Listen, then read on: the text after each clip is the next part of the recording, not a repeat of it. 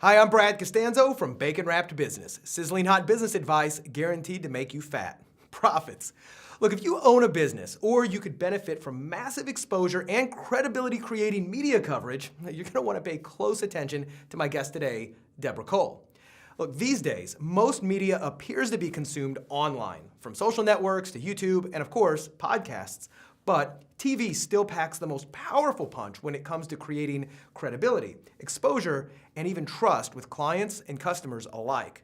That's why today's guest is perfect to reveal the insider secrets to what works in today's competitive and very noisy world, helping you get noticed by those who matter to your business. Debra Cole is a social media pioneer and trailblazer. She's been the host of a national television show, wrote the first book on Twitter and on social media marketing. A woman of many talents, she previously founded and exited a successful software company without writing a single line of code, all while living on the beautiful North Shore of Hawaii.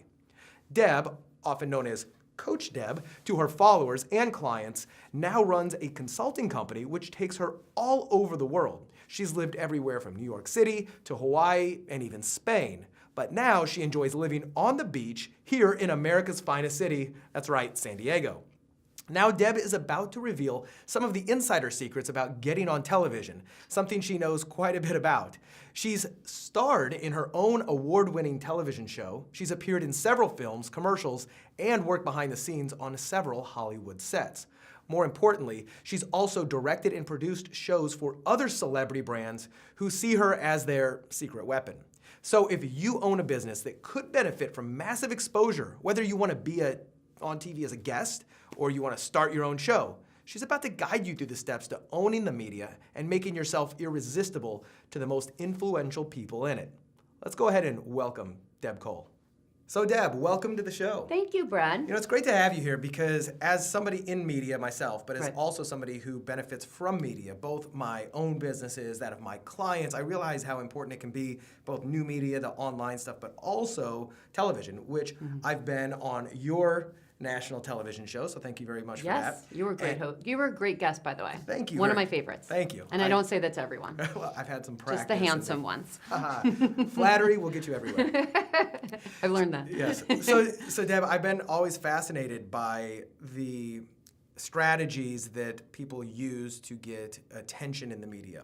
And one of the areas that I know very little about is really mass exposure on television. Right. I know a little bit more about how to do it in the digital marketing world, but I really wanted to have you on the show today to share some of your expertise because you have done, it seems like, a lot of things across the entire media space, right? I'm older than I look. Yes. At least I hope. At 21 years old, you've been let's able not to do push some it there. amazing things.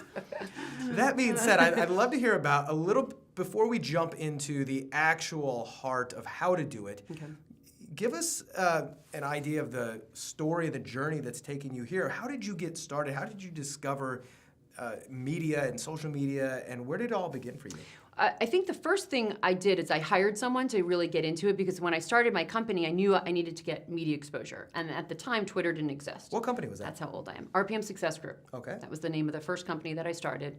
What was RPM Success Group doing? So it was a consulting company that was primarily to help business owners, entrepreneurs, the small business owner, the mom and pop, give them marketing strategies that would work on either on a shoestring budget or really maximizing their budget so it would go further. So that's why when I first started and looked at social media for a marketing perspective, like this is the best thing for a small business owner because you can leverage your exposure so much and way more than TV or commercial. Because I noticed if you did a commercial, you were there once, right, on TV, but if you did social media, it was that one video you did, but it lasted again and again and again. Like people could keep watching it. So once YouTube came on the scene, it was the most exciting thing for me. Right. So you started off to get exposure for RPM Success Group. Correct. Right? So tell me about some of the stuff you started to do early on. So I first started writing for the newspaper, writing for the local newspaper. And I remember I took a class about getting media exposure, and they're like, don't try to get on Oprah right away, right? Start with your local news. Start with your local newspaper, your magazines, because then first of all, you get practice so that when you do get on Oprah, you've practiced, you don't get nervous, right? And you can flub up on local channels way easier without as much embarrassment as if you Right. get on Oprah. So I started small and I started local. So it was local newspaper. And I literally started writing a weekly column for the Star Bulletin in Hawaii. And it was about social media marketing. Okay. So it started again as marketing. And right as I was writing, the shift was taking place to social media. And when was And I started writing about that. About what years? That was so 2001 is when I moved to Hawaii. So we're thinking 2002. About 2002 is when I started writing for the newspaper. And I did that for many years in the business section in Honolulu Star Bulletin. Yeah, every Sunday. Was social media even a term used back No. then? No. Right? And actually, it's funny that you mentioned that because it was called new media, Yes. right? Because it was old media or traditional media, and then there was new media, which was Twitter, MySpace, actually. Yes. I am that old. Okay. This is all We were all pre-Twitter, talking yeah. about Tom the other day, our first friend on MySpace. Yes. So it was MySpace, it was Friendster, it Mm-hmm. was FriendFeed. There were all these different things that started that new media world. And now when I've mentioned that before, because the first book talked about new media, I don't even think it had social media in it. Right. And I said something about, oh yeah, new media channels. And this dude, when I say dude, like 21-year-old, he's like, what's that? And I'm like, new media? What do you mean, what is that, had no right? idea. No idea, because he grew up with it being called social media. Yeah. So that to me is fascinating, because now people today have just grown up with social media, have never even thought of it as new. It is Right. just media, Right. which is exciting. And that's one of the things I've noticed is that new media, social media, it is becoming just all media. Yes. I remember Yes. hearing somebody mention that anymore, even with social media, it's not, social media is not something on top of the internet. Social media is the internet. It's where Yes. people go first. Right. But there's also tremendous ways to tie in mass media Right. exposure, such as like television, radio, et cetera, which is like often called old media Right. to new media, and to use them overlapping. And you seem to have done quite a good job of integrating the two, right? Thank you. Yes, definitely. So as I feel, even though I was a new media champion, or now social media champion, I didn't poo-poo, and that's a word I like to use. I like it. I didn't poo-poo traditional TV, radio, because it still had millions of people, Yes. and it still had the exposure, right? So when we talk about syndication with podcasts, what we used to describe it is, okay, it's syndication just like Oprah has a show that she films in Chicago, but she's seen all over America and now Right. the world, Yes. right? And that's syndication. So podcasts, we just are able to syndicate our own shows, which is really cool. But you want to always incorporate everything, because there's still millions of people that are already there that pick up a remote, right, and click through their TV. Yes. So if you already have the medium, if you already have the station, you just want to get in on those stations. Yes. Yeah, and one of the things that you asked a little bit earlier that I want to answer is something about getting started. And I had learned that when I was living in Hawaii, that there were cable stations that needed content. They just needed content. I was like, I have content. Yes. I mean, you have a ton of content. And there's TV stations that need that content. They have sponsors, and they want to get the commercials out there. That's how they're getting paid, but they need you to supply the content. So there's plenty of channels out there. You just have to go and pitch to these places that need content. So I'm going to make a note in my imaginary notebook here to follow back up with that in just a moment, because Okay. I think that you just hit on something very, very powerful, and I want to circle back Okay. to this. But your journey throughout this, so you started doing new media and getting types of exposure. Yeah. But as I mentioned, you've got a TV show, you've been in Hollywood, you've been in all these. Give me a quick background on some of the things you're most proud of, or some of the things that are the most fun and interesting ways that you've used media or been involved with that. So I would say one of the most embarrassing things, but Yes. yet things I'm proud of, is I Definitely was on embarrassing. I was on a reality show. Most people don't know this, so you're exposing the secrets of CoachDeb. Was it The Bachelorette? No, it was actually a makeover show, and it was when the makeover shows. Do you remember Ty Pennington Yes, from Home absolutely, Depot, yeah. right? And it was a takeoff of those different types of. So it was their home makeover, and then it was your makeover for yourself, right? And there were these doctors, and there were two doctors in Hawaii that I think I met them through a BNI, like a networking organization. I don't remember how we met. I just remember them coming to me and asking if I wanted to essentially be an executive producer, which is all an executive producer is someone who foots the bill. right? Like you put up funding for a project. So a lot of films, a lot of documentaries, you have executive producer. All that person does typically is Write the checks. Write the checks. Yeah. And then sometimes, again, as an executive producer, you can have creative input. So I was basically brought in to have creative input, to put a little funds to pay for the project, right? Because it was expensive. Especially back then, cameras were much more expensive than even our iPhones today, and less powerful, by the way. Yes. And they wanted me to be the coach on the show.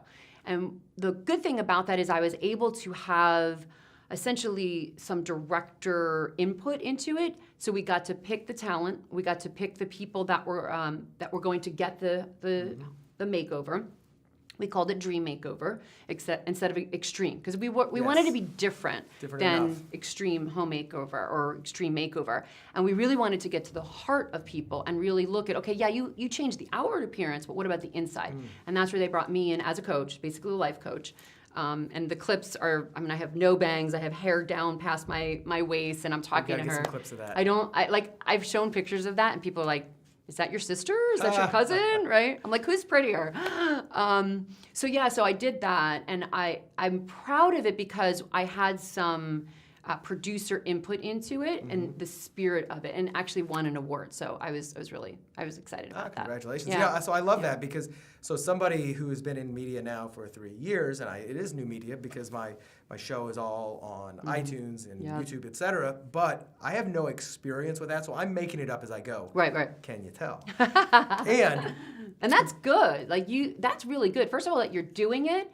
And you're winging it as you go, because that's what we all did when new media first came out. Right, but what I think a lot of people ignore, because they ignore old and traditional media, and they just want to jump in and do it all brand new for themselves, but traditional media has been around for so long that a lot of the practices are really great practices for grabbing people's attention, whether it's the producers or the talent or the audience, and that's one of the insights that you bring to the table that not a lot of people do, is you understand how the two kind of converge. And what do you think...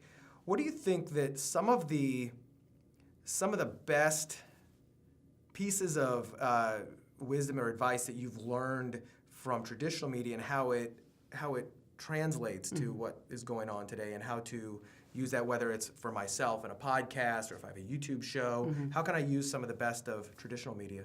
So I think, and when I started hosting my own TV show, I started watching more TV because I was a cord cutter. Sure. Right, I cut the cord to TV, no cable, and then I got this gig where I was hosting a national TV show, and it was going to be on cable. I'm like, I don't even get my own show. So I started watching it, and I would watch things like Oprah and Ellen and Jimmy Fallon and different talk shows that I wanted to either emulate or get ideas from. And what I think I've learned along the way, the difference, right, when I got into traditional media and TV, is that it's always a higher production value. Yes. So with podcasting, it's typically you doing everything. You're the cameraman, you're the lighting guy, you do everything. Whereas when you walk on set for a TV show, there's a lighting guy, there's a writer for you. Like Jimmy Fallon has a multitude of writers. Right. And that's what I don't think a lot of podcasters or even anyone in new media realize. Like they don't, the star, like Jimmy Fallon, he's the star. He doesn't typically write it. Yes. Right, and all of them. And that's also Oprah. She had a team of writers, a team of producers. I actually worked with one of our producers, and it was just one of. It's not like she has one. So I found that what was interesting is with TV, there's a bigger budget. So that's why these guys are so entertaining, because all of those sketches that they do are all done for them. They just sit in front of the camera and they look pretty or handsome, and they perform. So your talent. So you just mentioned something that we had talked about offline, which was how you worked with was it Oprah's producers? Yes. Tell me about that. So that's how I first got started, when I wanted to get on media, and I wanted to just dominate on media and all channels, right? And so I decided, well, how do you accelerate your success? You hire the best, you hire the pros, you hire the insiders, get the tips, right? Yes. Even in business, when I first started consulting, I hired Jay Abraham to consult me on starting a business, and it just totally accelerated my learning curve, right? I'm a big fan of hiring the best as the mentors, yes. Otherwise, you're learning as you go, and you make a lot of mistakes. So you hired one of Oprah's producers. So she gave me some insider secrets. So hold on, Lucy. And tips. You got some explaining to do. Okay. She asked me to do some accents. Yes, you did. You do accents. So so how did you find one of Oprah's producers? Take me through that, because I think it was a conference I went to. Okay. And she was presenting on how to get media attention. Okay. And I decided so I went up to her after the event. I think I took her to lunch. And that's another secret too. A lot of people don't realize, and I had said this once when I was presenting on stage. I went to an event, and the next day I'm eating alone at lunch. I'm like, why am I eating alone? I'm a speaker. There's all these people have all these questions, and they're asking me on Twitter, and yet they're so afraid when you go in person because they think you're busy and they think you're important, which of course you are. You're very busy and all of that, but you're also very approachable when you're going to these events. That's why we go to them. And I said from stage, I'm like, I can't believe I ate alone for lunch. Needless to say, right after that, there were like 12 people at the table. We got like the big round table at lunch because then people realized they had permission to approach the speaker. So that's a tip there is if you go to any event, not only ask the speakers that you like, figure out who's going to speak ahead of time that you want to work with and ask them ahead of time. Yes. Right? Like schedule, take them out to dinner, especially if this is a multi-day event. Like traffic and conversion, that's a great event to figure out who's going to be there and then ask them ahead of time so they don't get bombarded. Exactly. So took her out to lunch and you took her to lunch, and then, so this was not something that she was out there publicizing that she's for hire, but you just asked her for the offer and she said okay. Yeah, exactly. Was it a hefty penny? It was not cheap. Yeah, it was not cheap, and it hurt. Okay, Yes. so it hurt me putting that investment, but I knew it would take me 10 years to learn what she would teach me in a month. Plus, if it hurts, you're going to pay attention to it. Yes. Right? You're not going to just slough it off. I mean, because people really do value what they pay for, and the more you pay for it, the more you value it. And I've seen that both with myself, with my clients, et cetera. Right. So what were some of the big things that she taught you early on that you've applied throughout the years? So biggest thing was start small, start local, and get practice, become the expert, and then dominate everything. So my whole goal was to get on TV, but in the meantime, take advantage of all the other, so it was magazines. So Entrepreneur Magazine, I started writing a regular column for them, and I was one of their first social media columns when entrepreneur.com first started out. And like what I love about entrepreneurs, they were the ones who got it right in the get-go, right? They understood that, yes, they had a physical magazine, but if they go online, they reach way more people and their stories last, right? And now they're doing it again with their videos, right? They go Facebook Live. Have you seen them? Yes.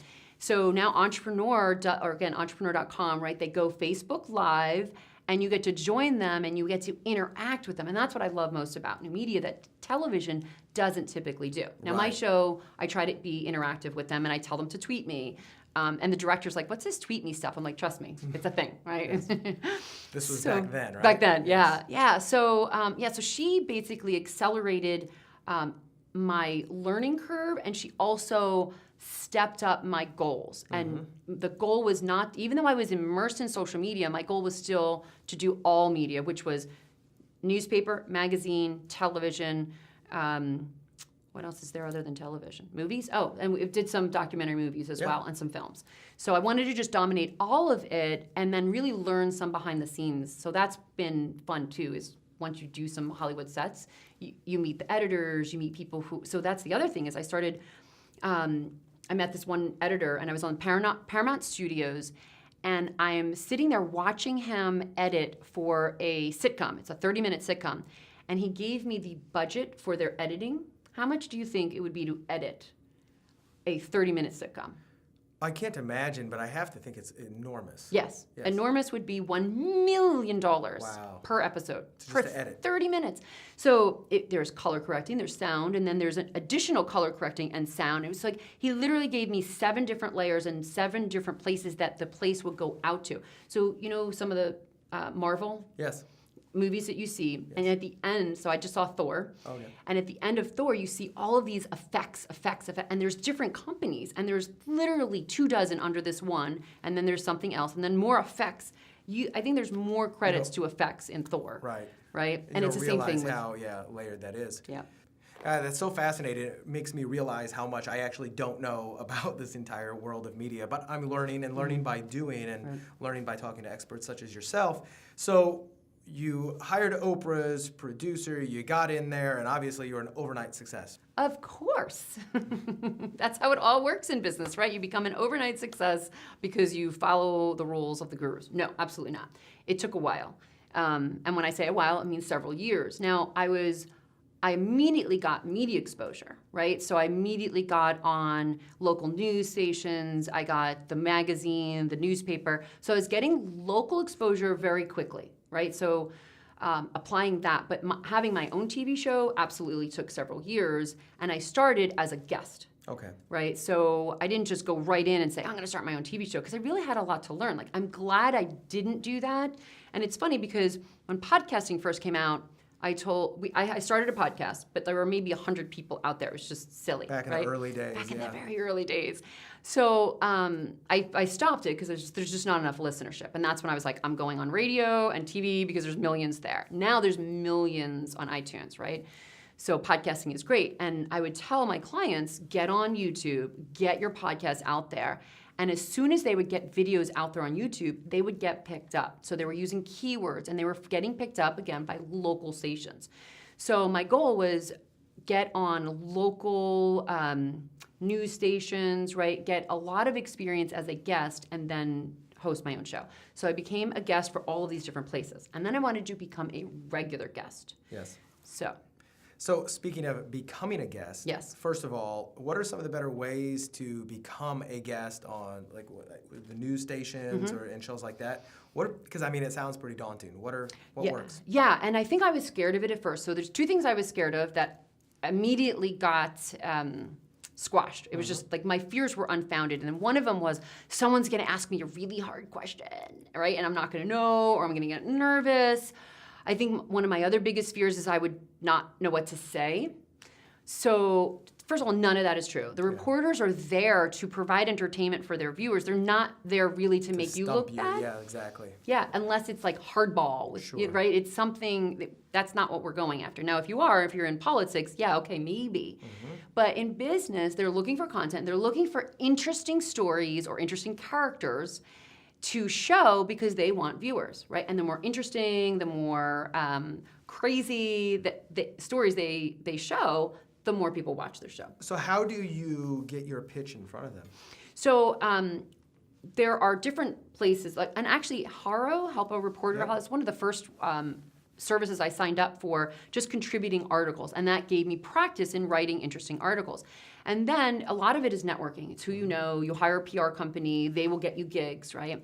And what I learned very early on is to write really interesting talking points, because you could get your story or your pitch in front of them, but they get so many. And now as a host, I'm like, no, right? That's boring. How do I make that interesting? So do their job for them. That was the first tip I learned, is you, first of all, be interesting, be entertaining. If you're kind of crazy and outlandish, you got blue hair, if you look weird, like that's automatically going to set you apart. Dye your hair blue. So that's one of my first secrets, right?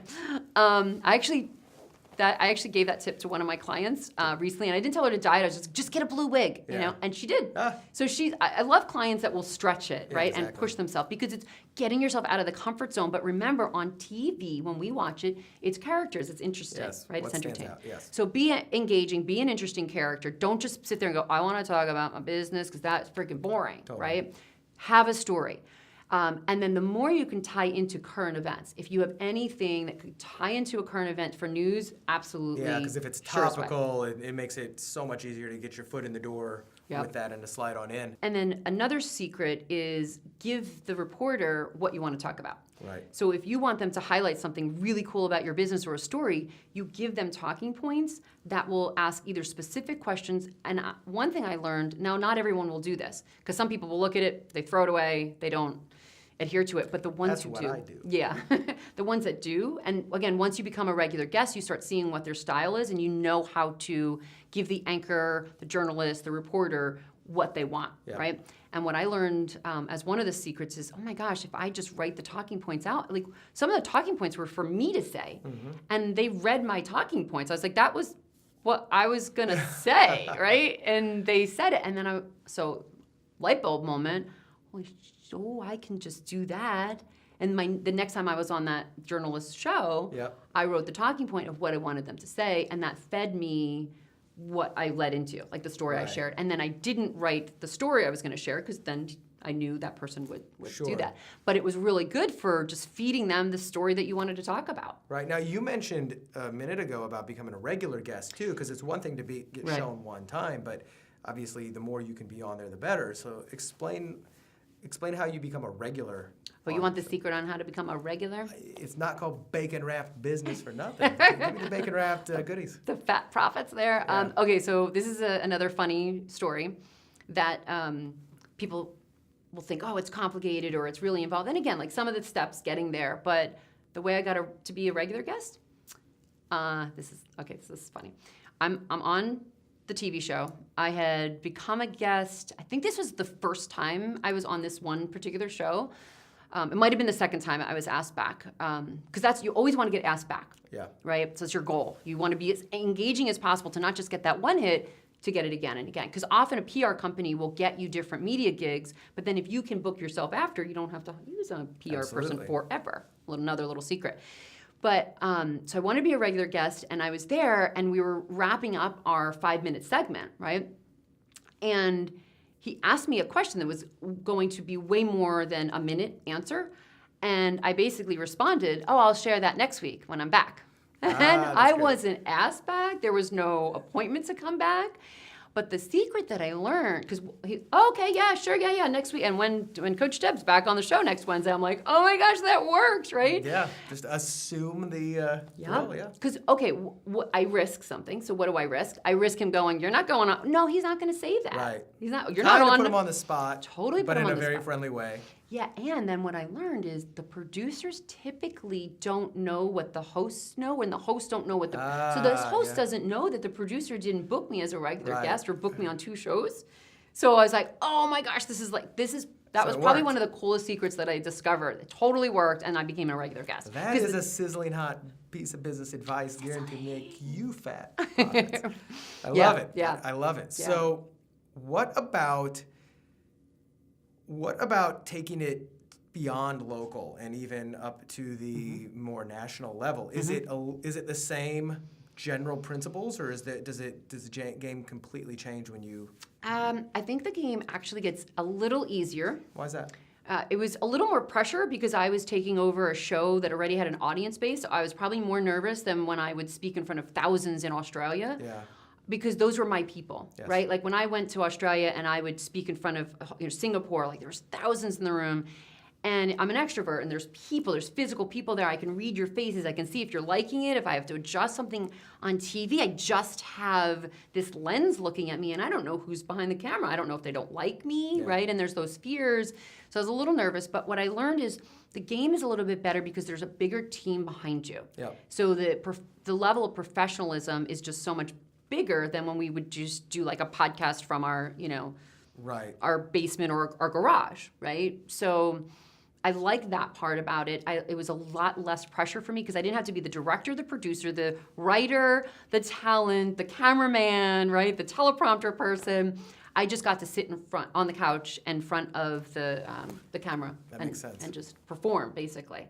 So that's the other thing I think is the more I took acting lessons or classes. I took some master class. I took some Udemy classes or Udemy, just on being more captivating or things that actors know, because you can go to school to be an anchor, right? Yeah. I didn't. That's not like I went out to be a host. I did it to get more exposure for my brand. Right. But the more you can be engaging and be an act. Oh, and I did not write this book at all. I couldn't. Read a comedy book. So I read a lot about comedy. And someone's like, why do you're a serious business coach. Why do you have a comedy book? I'm like, because you don't want to be always so serious, right? Like, this guy's hilarious. I think we need some bloopers for the things he does off camera. I think so. But you're funny, right? You're engaging, so you are a character that people would want on TV. Well, it helps. It helps. Yeah. Okay, Deb, so far we've covered a lot of things, and a lot of that has been getting featured on other people's shows. However, as somebody who's got my own show, and I know you've helped other people produce their shows, at what point should they look to actually own the media that they're appearing on? Like when Oprah owned, a nice use of words there. Exactly. So owning it as in producing their own show versus trying to be on other people's shows. Got it. Okay. So like you have your own show, Bacon Wrap Business.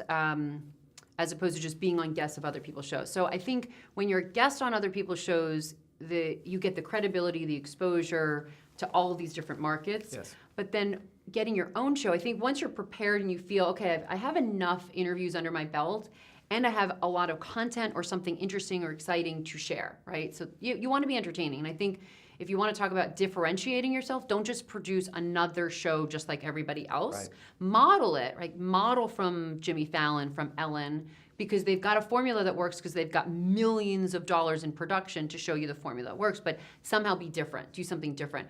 And I think the time to own it is when you have the time, because if that's one thing I learned, hosting a daily show is exhausting. Do a weekly show, in my opinion, right? So my suggestion is if you're going to do a show, do a weekly show as opposed to a daily show. Learn from some of my trial and error there because it's exhausting and it becomes a job. Yes. Right? So if you don't want a job as a host or anything on TV, just do something that's weekly. Come to them weekly, do something 20 minutes, 21, because that's the other thing is, remember, in TV, you have to put room for commercials, whereas podcasts, you could do a 40-minute show, but that's not necessarily something that people can consume. Right? So just do a quick show, and do it when you, A, have time, and B, really have a lot of content to share that you would educate people or entertain people, and then could get sponsorships. Because that's the other thing is, just like TV, whether you do a podcast show or a TV show, sponsorship is where the money's going to be. Right. Right. Exactly. Well, that and if you have your own business, if you're bringing that in, and it can lead to lead generation, and it can lead to a lot of things. But the nice part is it can be both. It can be sponsorship and lead generation. Right. And I know you work with multiple people in helping them produce their own shows and helping them do it right and follow some of these time-tested formulas that have been on mass media like Ellen and everything else. And who are some of the people that you look to now for inspiration and advice? Is there anybody who is particularly doing it well and a good blend of mass media with online and new media as well? Oh, because I'm going to say Ellen, but that's sure. Well, so actually, Ellen's a great example who has blended it because she does her TV show, but she also embraced new media very early on. She did, yeah. Right, and then she even created an app, the Heads Up app. Yes, that's true. So it's a game that exists, but she had her team. It's not like she wrote code to write the app. We know you don't have to do that, but she created the app Heads Up, and it's over 1 million downloads. Right. So she's doing it right because she's taking advantage of new media, social media. She was on there tweeting, and she'll even talk about that in her 5-minute monologue when she opens it. She'll talk about her Instagram addiction. She'll talk about different things, and that lends you over to Instagram to follow her to see what she's up to. And it's like, oh, Ellen might talk to me. She might tweet to me. Right? And that's when you're doing it right. When you're using massive exposure, but then you give the people that do want to partake and participate with you through social media. Now, when you look back at when you started doing this and the majority of the time when you were trying to figure it out versus right now for somebody brand new trying to figure out this whole space, what do you think has been the biggest changes, both positive and or negative? I think the biggest is everything's cheaper, right, to do. That's true. Easier. I remember when you had a blog and you had FTP stuff, right? I mean, that's like how long ago it was, and it was such a chore. Yes. You would do a show and then you'd have to do that. And then streaming would kind of glitch a little. Yes, exactly. Right? Yeah. Now we watch Netflix and don't even think about the fact that it is a streaming movie. Yes. And God forbid we ever have a pause in it. We're like, what is we Bingo. get ticked off. By the way, there are certain things you can't say, and that would have been one of them. So ticked off, since this may go on TV. And that's probably the hardest thing, I think. You can't say ticked off on TV? You can't say the other word. So ticked off you can say. You can't say the other word yes. that if you're not ticked off. So that's probably the biggest challenge. And if you are doing a podcast or a YouTube channel, unless you're going to go on Netflix where you can say anything, if you're going for cable and TV, stop cursing because they don't allow it. Yes, exactly. Right? So that was a challenge because I'm from Jersey and there's a certain word that you can't say on TV. It's my favorite word. Right. So that, and it's practice, right? Because if it is part of your speech, right, it's just part of your sentence and nomenclature. Yeah, it's if you're hard throwing it to out, get rid of. I mean, they may let you slide. Yeah. With the censors with one, but you'll never get invited back. Really, Right. So you got to be really careful. And that's actually a tip that I learned from doing co-hosting. Yeah. Someone came on the show and she did say something that was inappropriate and she was never asked back. Wow, yeah. Like we needed somebody. I'm like, I could get so-and-so. And they literally, like, not quite blackballed them, but they said no because they messed up. And there was a guy who said something. And you're kind of marked, and you're not seen as professional because you don't know the rules. Yeah. So you've got to know those types of rules when you're going on TV. But yeah, the biggest difference though from then and now is the speed in which we can consume things and upload things, and the ease of it. Like YouTube is so easy. Everything is faster, bandwidth, even our cable and internet providers. Everything is so much faster to do what we want to do with video. Absolutely. So that's exciting to me. That's exciting to me. And so yeah, so it's never been less expensive as far as a barrier to entry to have your own show or produce it than ever before, and the ease of it. And there's so many people who can help you out, as an outsourcing. That makes perfect sense. Yeah.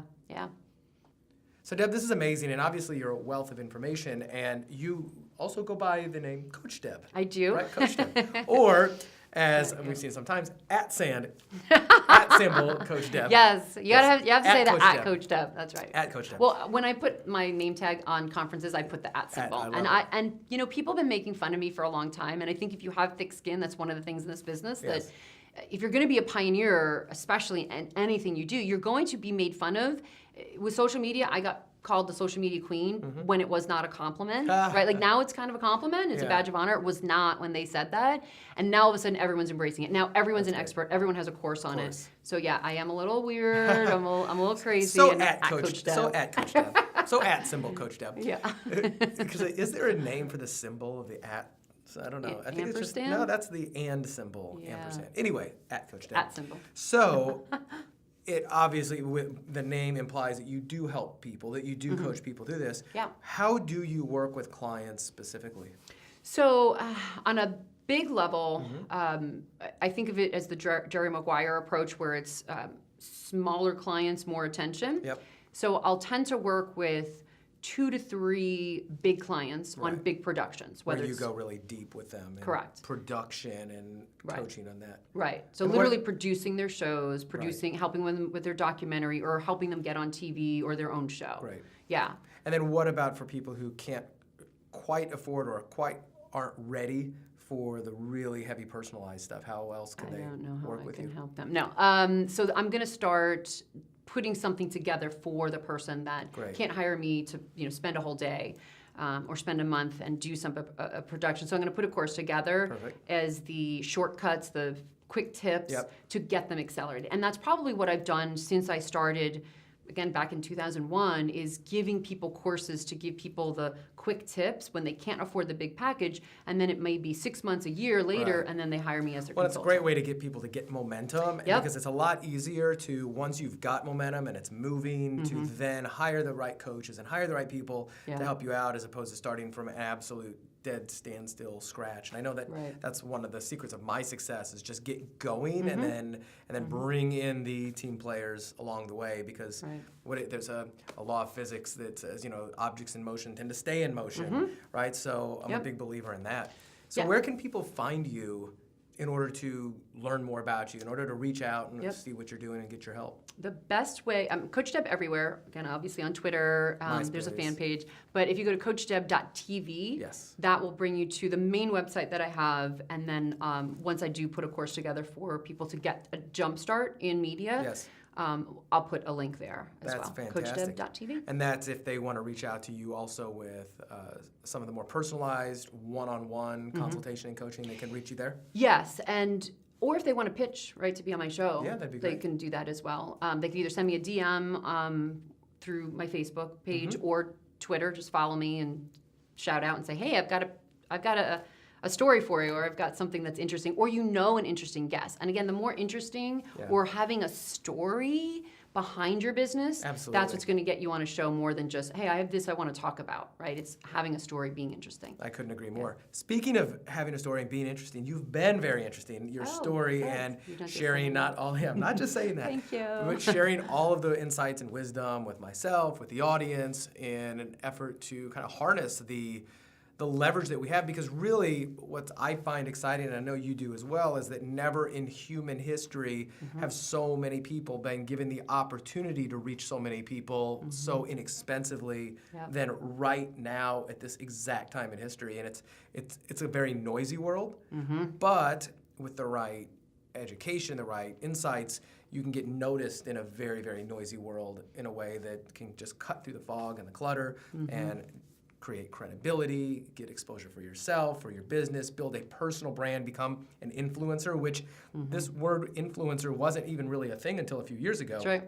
And now it's absolutely everywhere. Yep. And this is one of the best ways to become an influencer. So Deb, thank you very much for sharing this bacon-wrapped business advice here on the show with me and the audience. And for the audience who is watching or listening, I want to encourage you to watch this or listen to this again and take notes, reach out to Deb, look at all the resources that she's been providing for you, and assess for yourself where media exposure, whether it's new media, traditional media, or a combination of both, can really provide you leverage in your business, whatever you're trying to do. Every business these days quite literally is show business, and people are dying to be entertained, educated, and edutained, and all of this. So it is one of the reasons that I put this show together, and I invite experts such as you to make me look smart by osmosis and comparison. But I really appreciate your time, and I encourage every single person to go to, is it CoachDeb.tv? Yeah, CoachDeb.tv. Perfect. And then the new company that we launched to produce people's shows is FirstMinuteMedia.com. That's right, FirstMinuteMedia.com. So thank you very much, Deb, for stopping by the show, and thank you for watching. Share this on social media. Tag your friends and tag @CoachDeb. Thanks a lot.